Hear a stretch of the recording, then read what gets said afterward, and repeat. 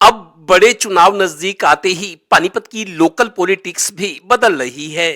इसमें दो राय नहीं कि बीजेपी अभी भी चढ़ती कला में दिखती है, पर आसार ये है कि पानीपत जिले में कांग्रेस अब बाउंस बैक की तैयारी में है, क्योंकि पूर्व प्रदेश अध्यक्ष और पूर्व मंत्री 5 बार के कांग्रेस विधायक बलबीर पाल शाह के बेटे विक्रम शाह ने 47 साल की उम्र में ग्रेजुएशन पास की है, क्योंकि 1996 में शाह सीनियर के विधानसभा चुनाव हारने के बाद पैदा हुई परिस्थितियों में विक्रम शाह को पढ़ाई छोड़नी पड़ी थी। उनका कहना है कि मैं अगर कांग्रेस से टिकट मांगता हूं तो बायोडाटा में कम से कम ग्रेजुएट तो लिखा हुआ होना चाहिए।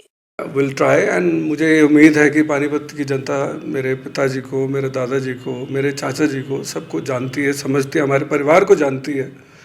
तो ज़रूर आशीर्वाद तो उनका शुरू से ही है। गौरतलब है कि पूर्व मंत्री बलबीर पाल शाह के छोटे भाई बुल्ले शाह विधानसभा चुनाव लड़ चुके हैं। अब वो खुद या बेटे विपुल को मैदान में उतारना चाहते हैं, पर अब चुनावी राजनीति में उतरने की मंशा दिखाने वाले विक्रम शाह अपनी रणनीति में जुट गए हैं। देखो, लोगों को सब पता है, जब उन्होंने चुनना होता है ना, उनको सब पता होता है। कई बार आपके स्टार्स होते हैं जो आपको विधायक बना देते हैं, बाकी आपकी परफॉर्मेंस है, इलाज तो कर देंगे, सबका इलाज है, लोगों ने करना है। जो आज प्रॉब्लम्स आ रही हैं हम सबको पता है, क्या किसी को क्रिटिसाइज़ करें। चिराग तले अंधेरा, पूरे हरियाणा का बुरा हाल है, देश का भी कई जगह बुरा हाल है। अगर कुछ अच्छे काम होते भी हैं तो धरातल जो आप बोलते हैं वो जीरो है बिल्कुल। उधर पानीपत शहर के मौजूदा बीजेपी विधायक प्रमोद विज की सहज प्रतिक्रिया। बलबीर पाल शाह जी के बेटे हैं, कल वो ग्रेजुएट हुए हैं, बड़ी चर्चा थी शहर में।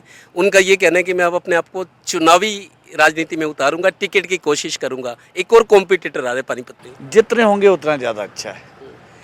सर्वाइवल ऑफ फिटेस्ट, ये लॉ तो ख़त्म हो ही नहीं सकता है, हमने बचपन में पढ़ा हुआ है, ठीक है ना। तो कंपटीशन जितना होगा उतनी परफॉर्मेंस करने की भी थोड़ी सी जिद पकड़ेंगे हम लोग, ये लोग भी पकड़ेंगे। परफॉर्मेंस हमारी बेटर होगी, जनता जिसकी परफॉर्मेंस ठीक समझेगी जनता चुनाव करेगी।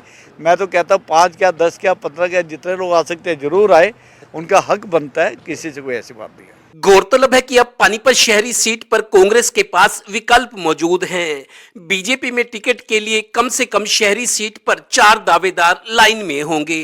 इनेलो, जजपा और बसपा के लिए शहरी सीट अभी कई किलोमीटर दूर है। पानीपत ग्रामीण सीट पर मौजूदा बीजेपी विधायक महिपाल ढांडा को टिकट का कोई खतरा नहीं, क्योंकि लगातार 2 बार जीतने पर वो हैट्रिक की लाइन में होंगे। ग्रामीण सीट पर अभी कांग्रेस की मुश्किलें बहुत हैं। समालखा विधानसभा में कांग्रेस से बीजेपी में आए संजय छोकर के कारण 2 बार समालखा से बीजेपी की हवा में भी चुनाव हार चुके शशिकांत कौशिक की राह में रोड़े होंगे, क्योंकि अब उनके विरोधी ये आरोप लगा रहे हैं कि वो हमेशा ब्राह्मण की बात करते हैं।